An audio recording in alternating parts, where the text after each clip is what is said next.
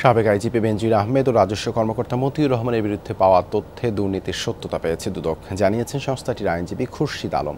তিনি আরও জানিয়েছেন, বেনজিরের দুর্নীতির অগ্রগতি রিপোর্ট চলতি সপ্তাহেই আদালতে দাখিল করা হবে। খুব শিগগিরই সব অনুসন্ধানের অগ্রগতি দৃশ্যমান হবে বলেও জানান দুদকের এই আইনজীবী। বিস্তারিত জানাচ্ছেন রাজীব আহমেদ। স্যান্ডেলিনা সো, রূপচর্চায় আভিজাত্য। পুলিশের সাবেক আইজিপি বেনজির আহমেদের সম্পদের পাহাড় দেখে চোখ কপালে ওঠে অনেকের।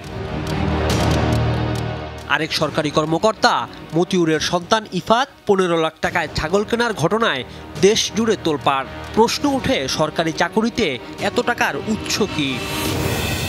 এক সংবাদ সম্মেলনে খোদ প্রধানমন্ত্রী বলেন, তার এক পিয়ন 400 কোটি টাকার মালিক, চলাফেরা করে হেলিকপ্টারে।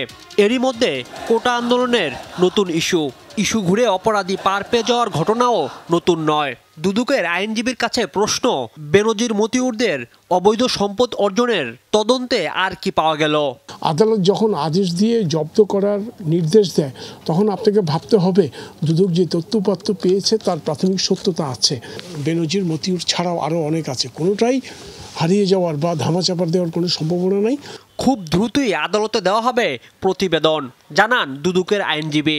বেনজিরের অনুসন্ধানের বিষয়ে হাইকোর্ট যে নির্দেশনা দিয়েছে, সে অগ্রগতি প্রতিবেদন দাখিলের জন্য দুর্নীতি দমন কমিশন অলরেডি একটি রিপোর্ট পাঠিয়েছে। সেই রিপোর্টটা দাখিল করার জন্য আমরা প্রোগ্রেস রিপোর্ট সব রেডি করেছি। তদন্ত কার্যক্রম আবারও দৃশ্যমান হতে শুরু করবে বলে জানান দুদকের এই আইনজীবী। পূর্ণাঙ্গ যদি কর্মদিবস পায়, আরও কাজের গতি আরও বাড়বে। রাজীব আহমেদ, যমুনা নিউজ, ঢাকা।